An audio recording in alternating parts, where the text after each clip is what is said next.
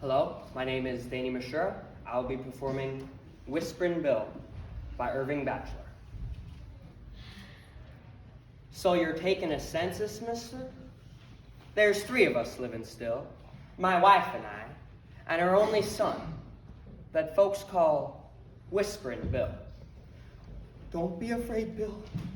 Don't be afraid. God will take care of you. But Bill couldn't tell you his name, sir, and so it's hardly worth giving.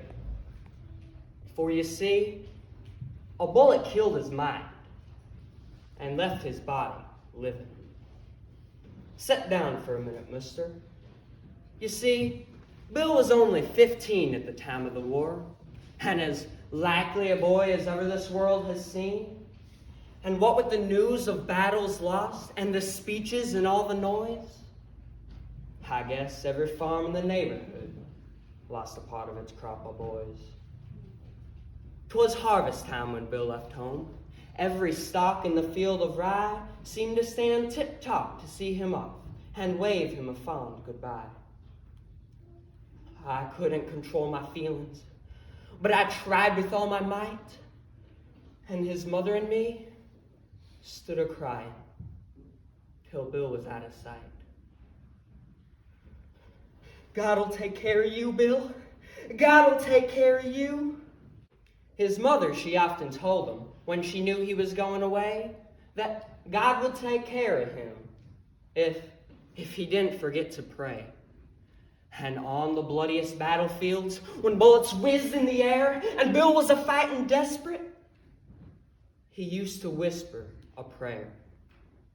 Oh, his comrades has often told me that Bill never flinched a bit when every second a gap in the ranks told where a ball had hit. And one night when the field was covered with an awful harvest of war, they found my boy amongst the martyrs of the cause he was fighting for.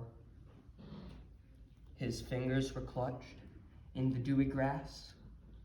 Oh no, sir, he wasn't dead. But he lay there sort of helpless and crazy with a rifle ball in his head. And if Bill really had died that night, I'd give all I got worth giving. For you see, the bullet killed his mind and left his body living.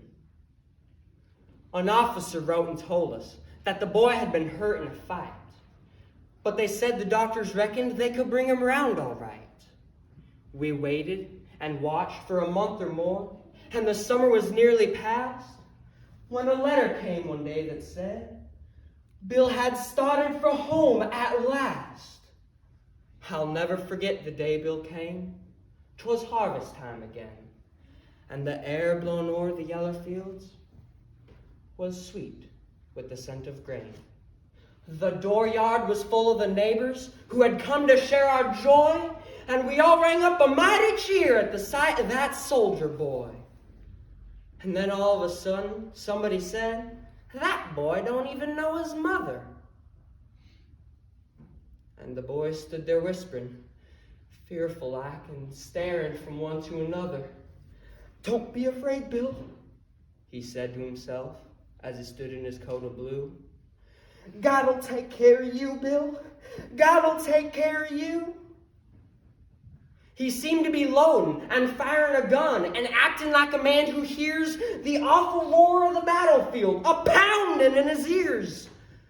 I saw that the bullet had touched his brain and somehow made it blind, with the picture of war before his eyes and the fear of death in his mind. I grabbed his hand and I says to Bill, don't you remember me? I'm your father. Don't you remember me? Well, how frightened you seem to be. But the boy stood there whispering, as if 'twas all he knew. God'll take care of you, Bill. God'll take care of you. He's never known us since that day, nor his sweetheart, and never will. Father, and mother and sweetheart are all the same to Bill. And many's the time his mother sets up the whole night through and smooths his head and says, "Yes, Bill, God'll take care of you."